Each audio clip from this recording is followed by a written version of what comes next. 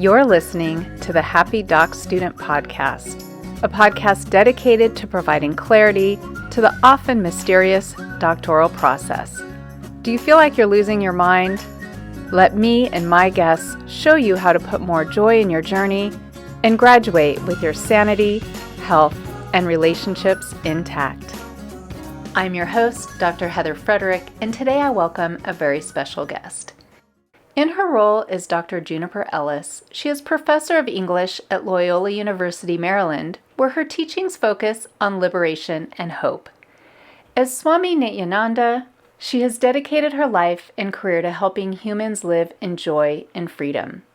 Her work has been supported by Fulbright grants, the National Endowment for the Humanities, the Andrew W. Mellon Foundation, as well as other national and international awards. She is the spiritual teacher and spiritual leader at Awake Yoga Meditation. Swami, welcome to the show. Heather, thank you. It's amazing to talk with you. I'm so excited about today's conversation, but before we jump into some of these topics, why don't you spend just a couple of minutes introducing yourself to the audience?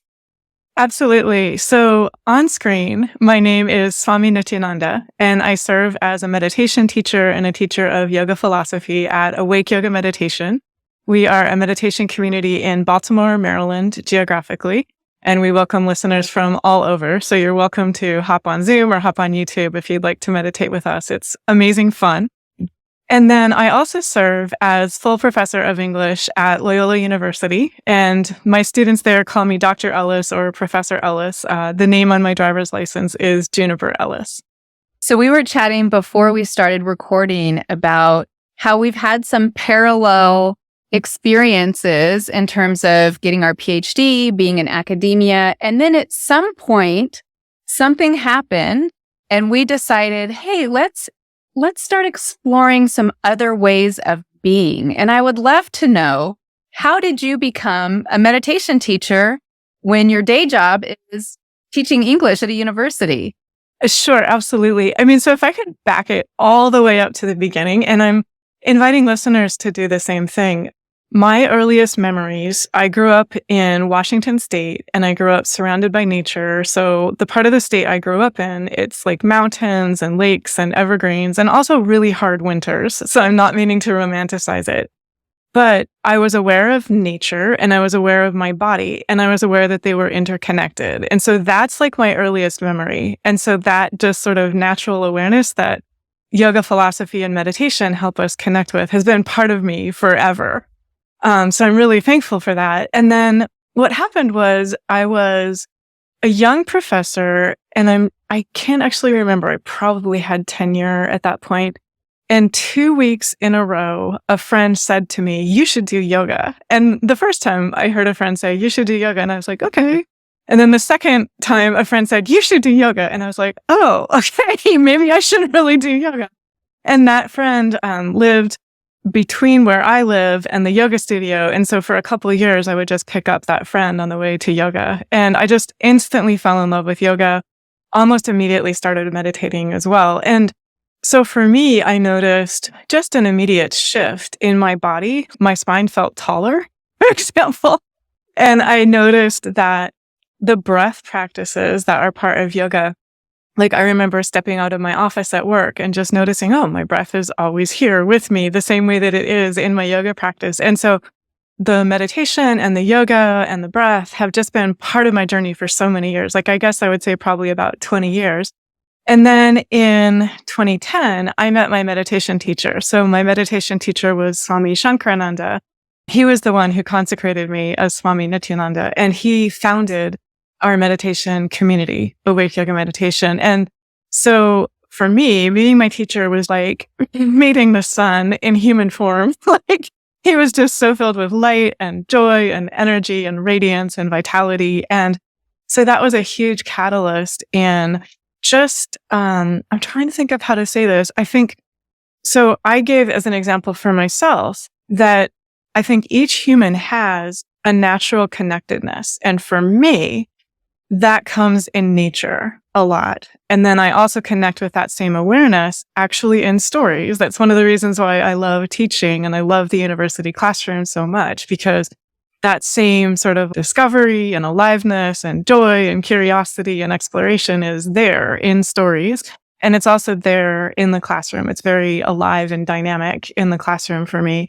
And so I would just say that the practices of yoga, the practices of breath, the practices of meditation just help me connect with and sort of unfold that which was already with me. So for listeners, I think the invitation is to connect yourself with what are your natural avenues of remembrance, like remembering your own feeling of wholeness, your own feeling of calm, your own feeling of peace. And it's simple. It's already with you. It's like, do I love to work in the garden and dig my fingers into the earth? Do I love to take a step outside and just like look at the sky and see the clouds? Or do I love to sit under a tree for 5 minutes? Or do I love to bake or sing or dance, or take a bath? I mean, it's the very, very simple things for each listener that help you connect with, this is who I am, my own simple, pure, natural self-awareness. It's always with me.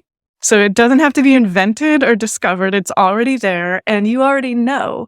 So when you turn within and you make that connection and you just ask, like, what are the avenues that help me be my own true, pure, clear awareness, you will know. And so just to give every listener that invitation to turn within and ask and make that self-connection, and then to trust that self-connection, it's with you always. So to make it a part of your day, so in the morning, for example, before you look at your phone or before you start tackling the to-do list, even to take like a couple breaths or a couple moments to connect with that pure energy, and then to allow that pure energy to just infuse you, to fill the cells of your body, to sort of fill your heart and have this feeling of joy overflowing within you. And then to allow that to be what moves you throughout the day. I also just want to be the first to acknowledge we have created a culture where every human that I know of has a to-do list that's longer than we can possibly do. So this helps you very, very practically. This is the most incredibly pragmatic practice that you can engage in. The 5 minutes that you take in the morning, you will more than get back throughout the day. It just gives you a sense of, oh, this is my next priority. And I can allow this strain to melt away. Oh, this is the next step. And if I put my attention and my focus on this right now, that's actually sort of like the fulcrum that will allow the whole rest of this project to unfold, or will bring peace and harmony to my family, or will bring joy to myself in such a way that I have this feeling of, I can do this, like I've got this. I have the ability to keep going. And what yogis and meditators say, and it's the truth, is that as we do this, then step by step, moment by moment, choice by choice, we connect with guidance. We connect with this awareness. It's already with us. And so again, it's not like we have to rush out and go somewhere else to find this. It's here already. And it helps us connect with and then trust and be strengthened by that wisdom and that joy and that awareness that's with us always. Swami, you've said so many things there that I'd love to comment on. And I want to start with, I'm so impressed that it only took someone suggesting twice for you to go to yoga. I had a physical therapist after I gave birth to my twins. I had a lot of physical issues with my neck and my back. And I had a physical therapist who was on me, Heather, if you would just go to yoga, you would not need to keep coming to me. And I resisted it. So there may be listeners out there who are thinking, gosh, I've heard Heather have a lot of guests on here that talk about yoga, talk about meditation, and that's just not for me. I want to say, I hear you. I get you. I was there, but just like your experience, this connection with my body and my breath ended up being incredibly transformative. And, true confession, I did not belong to a yoga studio. I got myself a little DVD back in the day, right? Now you can stream stuff all day long from YouTube. I do it every morning, in my bedroom, pending the amount of time that I have. Maybe it's a 5-minute practice. Maybe it's an hour practice. But what you said in terms of starting your day It's almost like choose your own adventure. I don't know if you guys read those books, but my brother used to love them when we were growing up. You wake up, you open your eyes, and at that moment, are you going to jump out of bed and be run by this unrealistic to-do list and have feelings of overwhelm and stress that's going to impact your relationships, impact the quality of your work? Or, dear listener, are you going to choose to spend just a few minutes changing the course of your day? And sometimes I think the resistance is because we're saying it's simple and people think it can't be that easy. But Swami, what do you say when people say, come on, a few minutes, is that really going to make a difference? So very practically, I mean, I can just share at Awake Yoga Meditation, the meditation community where I share meditation teachings and yoga philosophy teachings. We have people from all backgrounds and all walks of life. So this includes like doctors and dentists and lawyers and surgeons, and it includes CEOs. It also includes people who work in healing modalities. It includes teachers. So just people from all walks of life. And very consistently, I mean, they don't talk about this, but I'll comment, you'll notice those are sort of like high performance, high stress jobs potentially.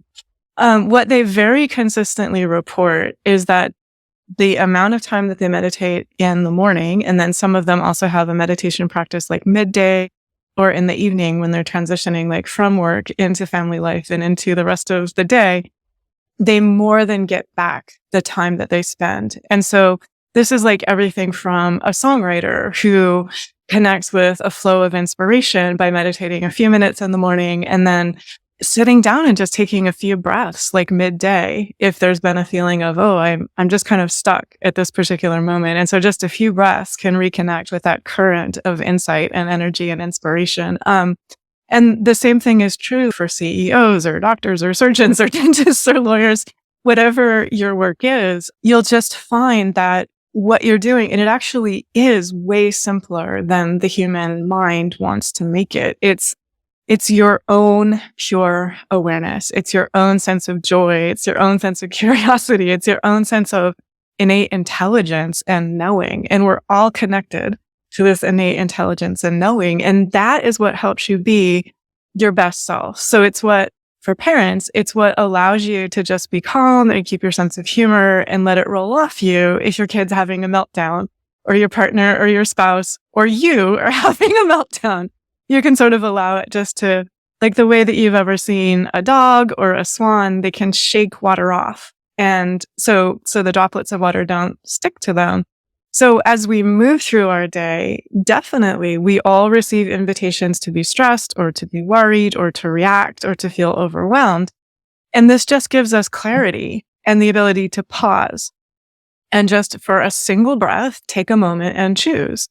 Like, would I like to decide to respond from a place of kindness and humor and wisdom and insight and responsiveness rather than reacting? And so this just gives us self-awareness. It gives us awareness of what our energy patterns are. So every human, if we're here in a body, if we have human emotions, we have human thoughts, we have energy patterns. And so what these teachings of yoga and meditation and breath help you do is have self-awareness and then the ability to balance. So I can give a really practical example. In my work currently, I spend a lot of time seated. And so I know yoga postures that I can do. They might only take 3 minutes that just counterbalance that seated posture. And then there are days when I have a lot of standing hours for my work. And then I know yoga postures that I can do that counterbalance the standing. And so it's just a way to refresh. It's a way to reset. And the yoga postures actually help your brain function. They help your sleep. They help your immune system. They help the joy and the kindness that you're able to bring into your relationships, but also your clients, or if you have supervisees or working with your students, whoever you're working with, it just helps you be your fully present, fully aware, joyful and calm and free best self right where you are, right in the midst of daily life. And I think that truth that you shared, that it's something we already have, is so empowering, right? We don't have to create this. Really, the invitation that you're giving to the listeners is to pause just long enough to rediscover what you already have. it's with you. This joy, this insight, this inspiration is with you. And so you were talking about at the beginning of the day. And so I would actually say, before you look at your phone, just set an intention, whatever intention you would love to fill your day with. So if you would love to have a day filled with peace and joy, set your intention.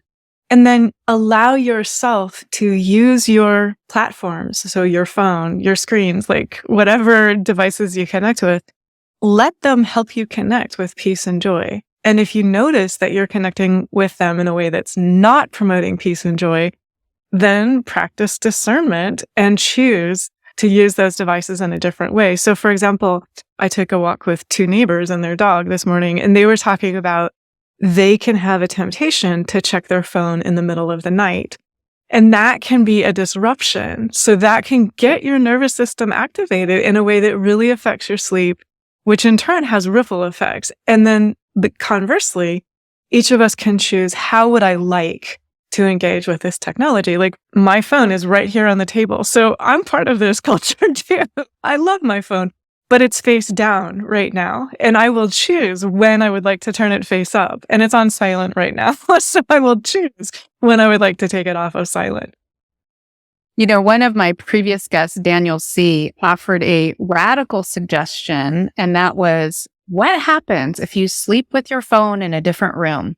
And so you wake up, and instead of grabbing for that phone that, like you said, will automatically get your nervous system kind of ramped up and going, you take a moment to set an intention for the day. And I'm curious, when you're talking to other students or people that you're working with, when you're teaching them meditation, do you teach them to pick one, whatever pops into their head, and breathe that for a few minutes? We may have listeners that are saying, okay, so I'm going to wake up, and what exactly am I going to do here? I think every human benefits from having a feeling of calm and clarity. And so those would be two to work with. And if you like, you can work with those for 3 days, like 3 days in the morning. Like I choose to focus on calm and clarity today. And then notice, as you connect with calm and clarity, joy will also arise naturally. So when we're in contact with the energy of calm, there's a spontaneous connectedness with joy as well. But if you're feeling a lot of tension or something like that, then you could say something like, I choose to connect with peace. I choose to connect with that feeling of inner freedom, like allowing the tightness that can accumulate around the neck and the shoulders. I just choose to melt that away. And then anytime throughout the day, if you become aware that those tension patterns are arising again, you can just take a single breath and you can actually breathe into the feeling of tension, and you can dissolve it. And you can just, I breathe calm, I breathe clarity, I breathe peace into my body. And if your mind is going into those sort of like recurring thought patterns and you're finding it not helpful, you can just breathe calm, breathe clarity, breathe peace into your own mind.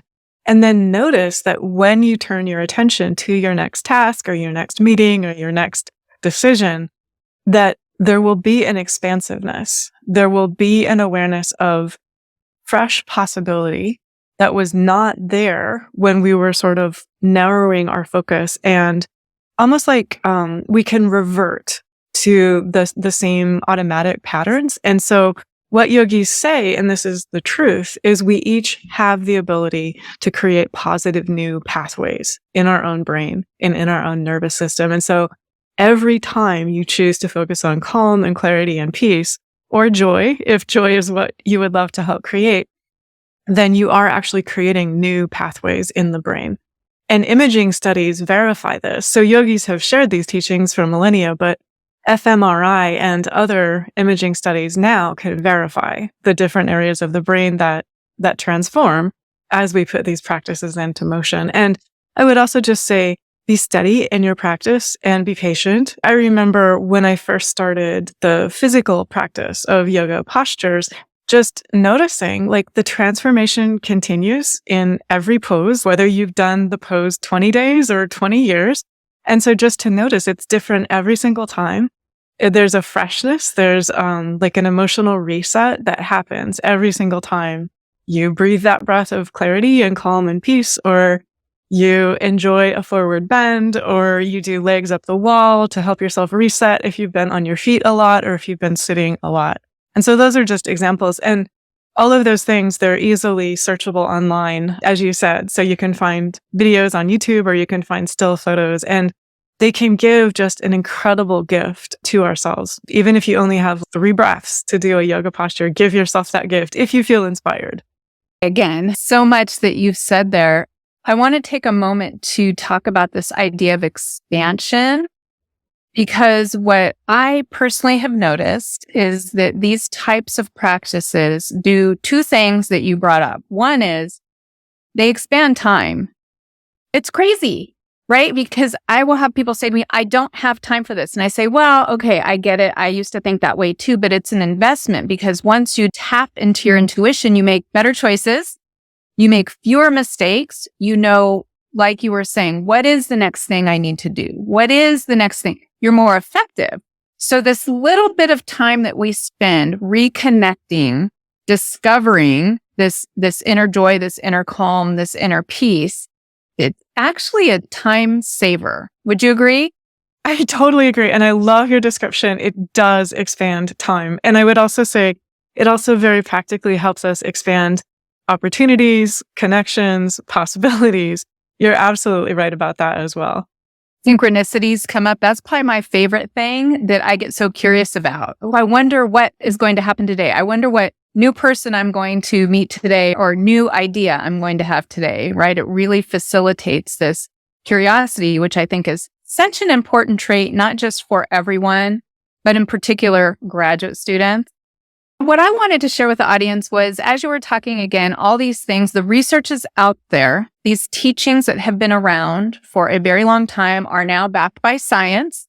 Feel free to Google it if you need to and go back to the original peer-reviewed, studies. But personally, for me, I have been spending the past, 15 years making friends with my monkey mind, which tends to be something I come across a lot in a university setting. And so I want to share some of the ways that I've used technology. You were saying, hey, you've got this technology. How are you going to use it? I do use a mindfulness bell app.